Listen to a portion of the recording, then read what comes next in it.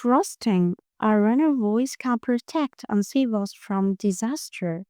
هلا، حياكم الله. أوقات من كتر الnoise اللي إحنا عايشين فيها والمدخلات الكتير أوي، بننسى إن إحنا جوانا صوت بتاعنا إحنا، صوت الحقيقة وصوت الأصالة، صوت الحكمة، صوت الإرشاد والتوجيه، الحب والنقاء والحاجات الجميلة دي كلها. الحقيقة إن الصوت ده ما بيفارقناش وما بيسكتش وما بيكذبش. الصوت الأصيل بتاعي أنا صوت بيوجهني، بيحميني، بيحبني.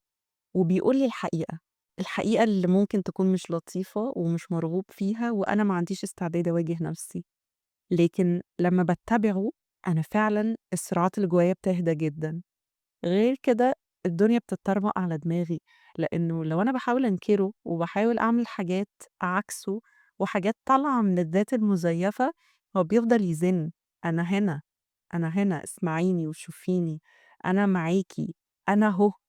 بيحاول يورّيني نَفْسه، لكن ساعات بيبقى الصوت واطي أوي، فأنا محتاج أدوّر عليه في وسط الزحمة والأصوات العالية التانية، أشوفه هو بيقول لي إيه. وبالمناسبة لو ناس تانية أنا مستدمجة أصواتهم جوّايا، هيبقى صعب عليّا أوي أفرّق بين صوتي الحقيقي وصوت الآخرين، وعشان أفرّق بينهم محتاجة أعرف إن صوت الحقيقة بيبقى صوت رحيم وصوت مُحِب وصوت حكيم.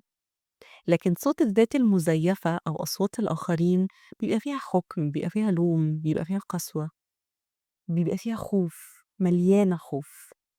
فطول ما أنا باتحرّك بالخوف، أنا كده مش باسمع صوتي الحقيقي، أنا ماشي ورا احتياجات، ماشي ورا مشاعر، بس مش ماشي بوعي ومسؤولية تجاه الحاجة اللي أنا رايح لها. الصوت الحقيقي كمان بيبقى مُربّي، بيبقى هادي، ما بيبقاش ناقد ولا لاذع في التعامل معايا. مهم جدًا إن أنا أقرا، إن أنا أسمع، إن أنا أكتب، إن أنا أشوف وأستشير وآخُد خبرات، لكن الأهم إن أنا أشوف صوتي أنا بيقول لي إيه. لإنه مهما الناس قالت ومهما الناس عرفت، ده اللي عايش معايا، اللي هيعرّفني فعلًا أنا محتاجة إيه.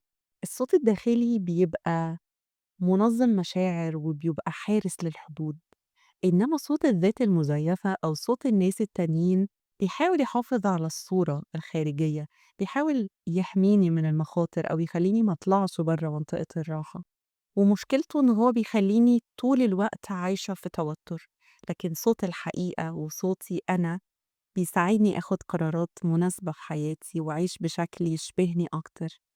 وبرغم من صعوبة الحقيقة اللي ممكن يكون بيقولها لي وصعوبة القرارات اللي أنا باخُدها، إلا إن هو بيساعدني جدًا أكون مرتاحة والصراعات اللي جوايا تهدى وتقِل. فالزبدة من كل الكلام ده ما فيش أهم من الصوت الداخلي، اسمعه وصدّقه واتّبعه عشان ده أنت وده صوت ربنا جواك. دي كل حاجة النهارده، ولو حد وصل لهنا باشكره جدًا.